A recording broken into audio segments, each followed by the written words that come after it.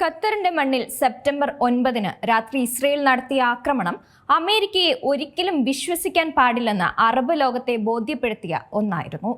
ഇത്തരമൊരു ആക്രമണം ഖത്തറിൽ നടത്താൻ ഇസ്രയേലിന് ധൈര്യം കൊടുത്തത് അമേരിക്കയുടെ പിന്തുണയാണെന്ന് തന്നെ പറയണം. ഇതിലൂടെ തെളിയുന്നത് അമേരിക്കയ്ക്ക് ഇസ്രയേലിനുമപ്പുറം ഒരു ബന്ധവും മറ്റൊരു രാജ്യവും തമ്മിലില്ല എന്നതാണ്. ഖത്തറിലെ ഹമാസ് ഉന്നതരെയാണ് ഇസ്രയേൽ ലക്ഷ്യമിട്ടതെങ്കിലും ഖത്തറിന്റെ പരമാധികാരത്തിന് മേലുള്ള കടന്നുകയറ്റമാണ് ഇസ്രയേൽ ശരിക്കും നടത്തിയിരിക്കുന്നത്. എന്തായാലും ഈ നീക്കം മറ്റുള്ള അറബ് ഇസ്ലാമിക രാജ്യങ്ങൾക്കുള്ള ഒരു മുന്നറിയിപ്പായി തന്നെയാണ് കണക്കാക്കേണ്ടത്. ഇത്രയൊക്കെ ഉണ്ടായിട്ടും അമേരിക്കയെ ഇനിയും വിശ്വസിച്ചാൽ രാജ്യം തന്നെ ഇല്ലാതാകുമെന്ന വികാരം അറബ് രാജ്യങ്ങളിൽ ശക്തിപ്പെട്ടിട്ടുണ്ട്. അമേരിക്ക പോലും ഇതൊട്ടും പ്രതീക്ഷിച്ചിട്ടുണ്ടാവില്ല.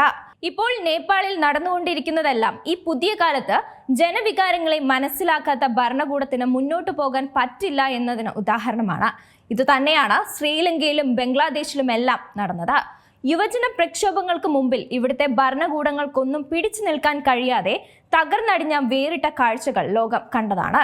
ഇതൊന്നും സ്വന്തം രാജ്യങ്ങളിൽ നടക്കാതിരിക്കാൻ അറബ് രാജ്യങ്ങളിലെ ഭരണകൂടങ്ങളും ജനവികാരത്തെ ഉൾക്കൊണ്ട് മുന്നോട്ടു പോകാൻ തയ്യാറാവണം. ഇസ്രയേലിനെ ഒരു അപകടകാരിയായ വൈറസായി കാണുന്ന ഇസ്ലാമിക സമൂഹങ്ങളെ സംബന്ധിച്ച് അവരെ സഹായിക്കുന്ന അമേരിക്കയും ശത്രു തന്നെയാണ്. അതുകൊണ്ട് തന്നെ സ്വാഭാവികമായും ഇനി എന്തിന് ഈ ശത്രുവിന് ഖത്തർ ഉൾപ്പെടെയുള്ള അറബ് രാജ്യങ്ങൾ താവളം ഒരുക്കണമെന്ന ചോദ്യവും ഉയർന്നു കഴിഞ്ഞു. ഖത്തർ ഭരണകൂടം തങ്ങളുടെ രാജ്യം വിട്ടു പോകാൻ പറഞ്ഞാൽ അമേരിക്കൻ സൈന്യത്തിന് പിന്നെ അവിടെ തുടരാൻ കഴിയില്ല. ഇവർ ആവശ്യപ്പെട്ടാൽ സുരക്ഷയ്ക്കായി ചൈനയും റഷ്യയും ഉറപ്പായും എത്തും. അതേസമയം ഈ അറബ് രാജ്യങ്ങൾ പറഞ്ഞാൽ ഇന്ത്യക്കും സഹായിക്കാതിരിക്കാൻ കഴിയില്ല. ഇവരൊന്ന് വിചാരിച്ചാൽ പശ്ചിമേഷ്യയിലെ അമേരിക്കയുടെ സകല സ്വാധീനവും ഇല്ലാതാകും.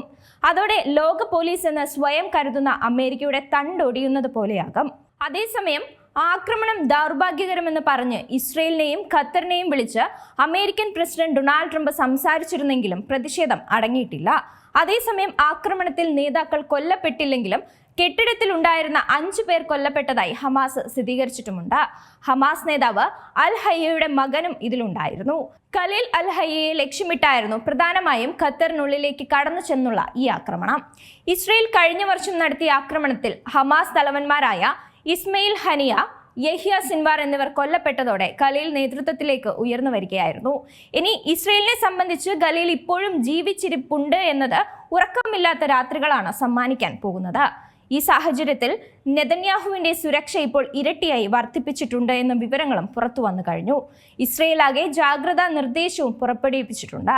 ഇതോടെ അമേരിക്കയും സൈനികർക്കും സ്വന്തം പൗരന്മാർക്കും അതീവ ജാഗ്രതാ നിർദ്ദേശമാണ് നൽകിയിട്ടുള്ളത്. ഖത്തറിൽ ഹമാസിനും നിർണായക സ്വാധീനം ഉള്ളതുകൊണ്ട് ഇവിടെ തന്നെ ഒരു മിന്നൽ ആക്രമണം നടത്തി അമേരിക്കയ്ക്ക് വ്യാപക നാശനഷ്ടമുണ്ടാക്കാൻ ഹമാസ് വിചാരിച്ചാൽ കഴിയാവുന്നതേയുള്ളൂ. അമേരിക്കയുടെ അറിവോടെ ഇസ്രയേൽ ഖത്തറിന് മണ്ണിൽ ആക്രമണം നടത്തിയതിൽ ശക്തമായ പ്രതിഷേധമുള്ള ഖത്തറിലെ ജനങ്ങൾക്കിടയിലും ഒരു തിരിച്ചടി നൽകണമെന്ന അഭിപ്രായവും ശക്തമാണ്. ഇത് തന്നെയാണ് അമേരിക്കയെയും ഇപ്പോൾ ഭയപ്പെടുത്തുന്നത്. ഏറ്റവും പുതിയ വാർത്തകളും വിശേഷങ്ങളും വിരൽത്തുമ്പിലറിയാൻ സീ മലയാളം ന്യൂസ് എല്ലാ ഡിജിറ്റൽ പ്ലാറ്റ്ഫോമുകളിലും ലഭ്യം.